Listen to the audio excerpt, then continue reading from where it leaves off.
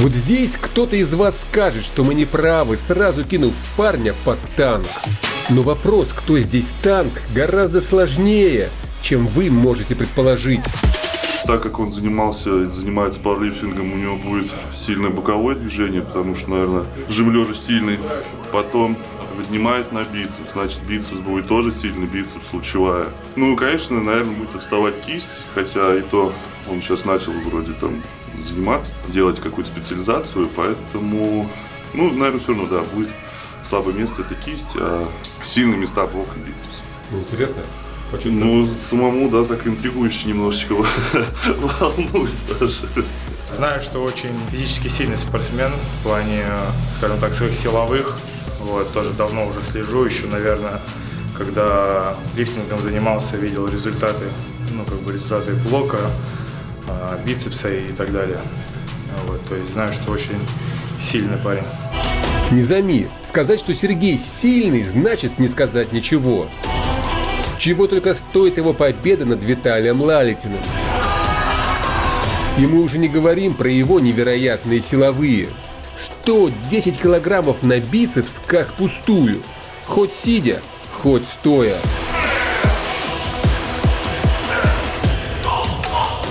И именно поэтому, когда на чемпионате Европы в РПФ Низами Тагиев заявил, что он готов проверить свои силы за столом для арма с кем-то из топов, мы сразу позвонили именно Сергею Богословову.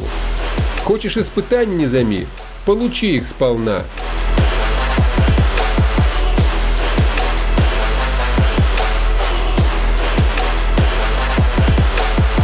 Но кто же тогда знал, что жизнь закрутит сценарий так, как не догадался бы закрутить его самый талантливый голливудский сценарист? А перед тем, как мы начнем смотреть этот спарринг, нам нужно выручить из беды Вадима Акперова. Ведь когда модный парень собирается идти на тренировку с пакетом, это реальная беда. Но я просто не подготовился. Не подготовился. Благо бренд Мори всегда готов прийти на помощь. Вот смотри, раз. И можешь как рюкзак одеть.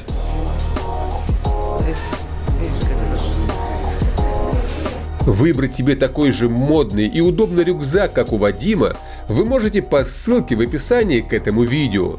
Ну а мы возвращаемся в качалку к Сергею Богословову.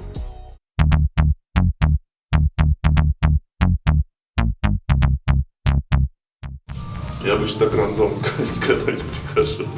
Сегодня даже по будильнику пришлось вставать. Начиналось все, в принципе, стандартно. Пока парни разминались, мы задали Сергею пару вопросов о его форме и соревновательных планах. Я планирую, да, попасть в топ-8, вот, и за этим, по сути, слежу за главными конкурентами, да, кто в этой категории. Ну, то, что вот к Денису, ну, приезжают ребята бороться, то есть, вот, ну, Дадикян тот же. Как бы, может быть, попозже, если получится с ним, ну, поспарринговаться, хоть понять, в какой сейчас форме и сколько мне нужно еще там добавить, чтобы уже после дисквалификации, как бы, ну, хорошо выступить. Если брать за 10 баллов твою лучшую форму, сколько сейчас к тебе? Ну, я, честно, рассчитываю процентов, ну, так, на 6 баллов, то есть, из 10, ну, не больше. Ну, может, даже морально не могу себе этого позволить. Вот. Сергея мы увидим на Злотом туре 2021 года. Выступать он планирует в категории до 95 килограммов, при том, что сейчас его вес составляет порядка 107. Я буду подводиться и уже такой ужиматься, прям, ну, такие хорошие 95. А не тяжело 95 целый год держать? Это же тебе нужно будет держать там как минимум 3 этапа. Ну, наверное, будет, да, как бы не совсем просто, но, блин, в любом случае, ну, наверное, так все-таки мне будет комфортнее в 95, нежели чем 105. Там и ребята потяжелее, там и нужно и физики побольше набирать, и антропометрия, ну, там потяжелее будет, я думаю. И вот, заговорив про силу да про размеры, мы еще раз, посмотрев на огромные банки Сергея, предложили ему встать к стене. Случилось то, о чем я даже не мог мечтать, когда сюда ехал. Сергей согласился попробовать поднятие стены. И я думаю, что итоговые килограммы волнуют, наверное, все разумное человечество планеты. Потому что мы видели, сколько он поднимает сидя. Твой прогноз? Я почему-то уверен, что 90 это 25 просто уже должно тяжело. быть.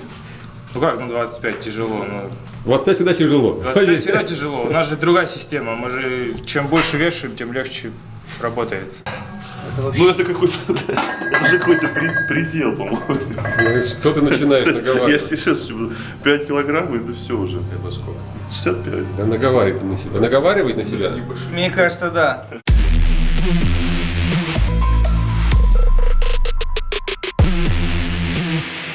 Так, все, не отвлекаемся. Сложный вес. Это принципиальный вес, 75 килограмм. Морально принципиальный вес для Сергея.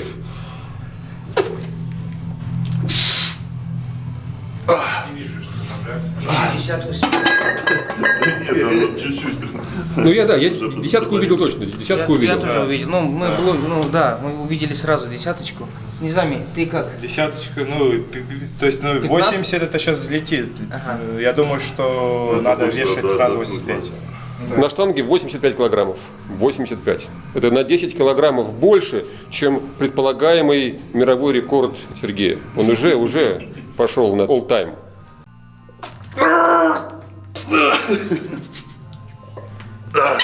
Ну, видишь, ну нет. Расслаблен. Нет, сразу здесь уже не хватает. Подожди, с ослабленным нет? С пальцев начинает. Пытается с кистей нет, взорвать. возможности так, нет, ну, вот армрестлер. надо вот Вы только вдумайтесь, когда мы с вами все ждали сотку, ну или минимум 95 килограммов, Сергей остановился, даже как-то неловко сказать, на 75. Ну, я, в принципе, на большой результат и не надеялся, то есть то, что вот я там поднял, ну, для меня даже это как-то и приятно, в принципе, приятно удивлен этим весам, вот. Ну ты понимаешь, что нужно вырабатываться в движении, что ты можешь больше? Нет, то, что больше, это, конечно, да, могу, просто, опять же, надо задаться целью, мне это или не нужно, вот. Нам нужно. Нам нужно. Тогда я подумаю обязательно. Что будет дальше, посмотрим. Ну а пока эти скромные килограммы заставляют нас совсем по-другому взглянуть на предстоящий поединок. И чтобы вы поняли, насколько все это серьезно, давайте вернемся буквально на 2 дня назад в Долгопрудный на чемпионат Европы в РПФ, где, ожидая выступления товарищей по железу, Низами немного разминался у стены. Сухая, сильная банка. Здесь важно понимать, на штанге сейчас 100 килограммов, а Низами не участвует в этом чемпионате, потому как говорит, что он не в форме.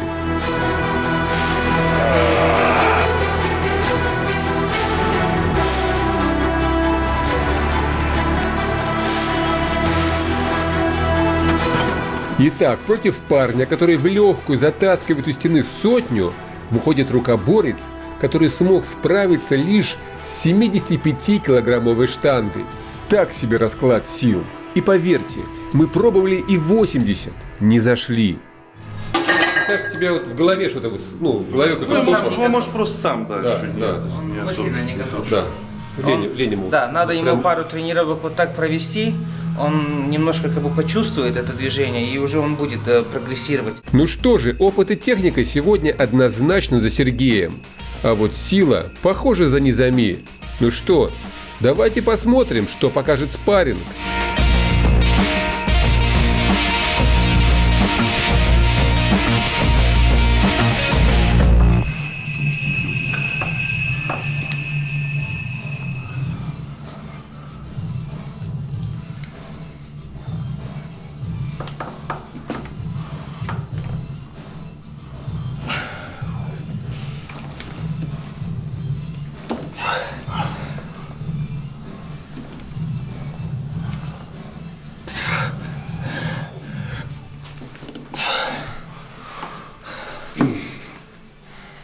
Ну что, вот пробелы, даже не в кисти, а как будто вот угол отдаешь. Вроде бицепс сильный. Вроде тоже бицепс с лучом. А я думаю, что это самое. Я думаю, что сотка. Я думаю, что вот она такая пластилиновая, да, у него нет жесткости. Ну причем кисть такая хорошая. Потому что кисть не устала. Да, Кисть не устала, а угол такой гуляет. Мякнет, да. Но, я говорю, чувствую здесь А знаешь, как называется? Это называется «За двумя зайцами погонишься». Но он еще, наверное, не знал, что сюда приедет. Я знал, что армия, но я думал так, налегке. У нас нет легких героев в железном рейтинге. Так, надо сейчас попробую чуть поработать на здесь. Наверх?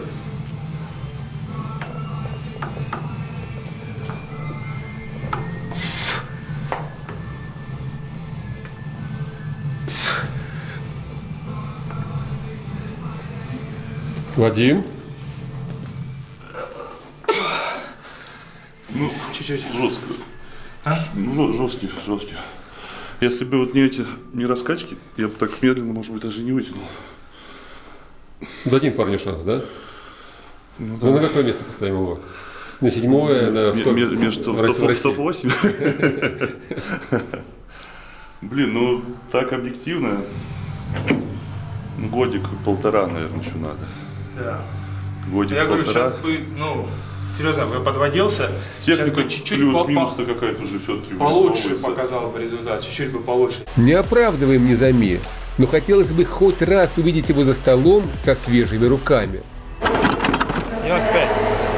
С одной стороны, новичку пробовать свои силы сразу же с одним из сильнейших рукоборцев страны – это так себе затея.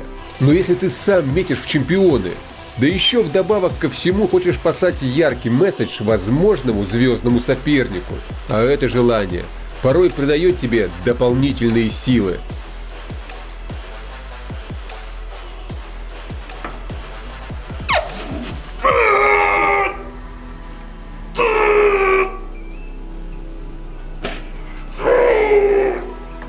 Не сорвусь.